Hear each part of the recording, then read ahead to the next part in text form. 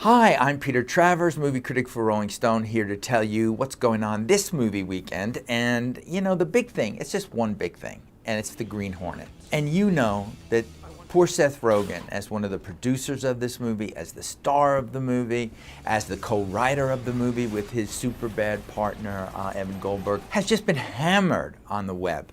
I mean, from the beginning, when he said he was going to play Britt Reed, the playboy, the newspaper magnate's son, who had money and babes everywhere, they said, what?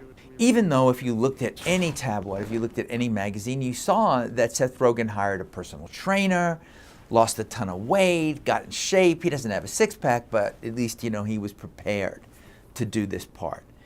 And then we heard nothing but nightmare stories about it. It was going to be Kevin Smith that directed it and wrote it, and then there were creative differences. Nicolas Cage was going to play the Russian villain of the piece. And when I talked to people about why Nicolas Cage dropped out, they said he wanted to play the Russian villain with a Jamaican accent, man. You know, I mean, come on. Nightmare. Stephen Chow, who was going to direct it and play Kato, no, nothing. And yet, look at the history of the Green Hornet. Look at that. It started in the 1930s as a radio serial. It was Batman before there was a Batman. I mean, the Green Hornet put on a little mask, you know. Imagine me with a mask, because that's what I want to imagine myself, as walking around with a little Lone Ranger mask on my head, fighting crime and pretending that I'm really having a good time doing it. Well, with all that crap, everybody said the Green Hornet would suck. They said it would suck because worse than the time it took to get it out there, with Michel Gondry, the music video director, doing the directing. It's in January. It's opening in January. I talked to you last week about that. This is the burial ground. And you know what? It's not half bad. It's not half good either, because that comes with not half bad.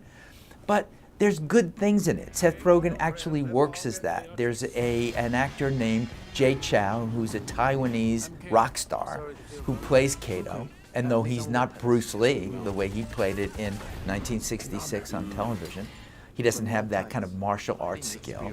There's a great byplay between these two guys. And Michel Gondry is a visual stylist. And so you'll see scenes in this movie. Michel Gondry calls it Kato vision. And what does that mean? It's kind of like the Matrix, because Gondry had invented that Matrix time thing in his commercials before the Matrix even got into it. But this is when Kato is fighting and he's doing his martial arts in a kind of slow motion, and the villains are coming at him in real time. I think that was cool stuff. I really do. And what goes wrong with the movie? Well, Cameron Diaz is the secretary. I don't think so. It didn't work at all. The romance idea doesn't work at all. But who gets the Nicolas Cage part of this Russian gangster? Christoph Waltz, fresh from his Oscar for Quentin Tarantino's Inglourious Basterds. And he's quite good. And there's a great scene with him in the beginning where, I'm not going to tell you who it is, but a big star does a cameo with him and calls him the nastiest things. And what his revenge is just priceless for you to look at. So I'm saying, decent stunts until the last 20 minutes when the thing goes off the rails. I didn't know what was happening. There were cars, the Black Beauty is crashing into things. I didn't know what was happening. But it's a decent movie. Nobody is more surprised than I am. So keep going, Green Hornet. You know, you need to go out there and make sure that nobody goes to a theater and sees Country Strong or Season of the Witch. Please don't go near them. The Green Hornet is kinda worth your time. And I'm Peter Travers.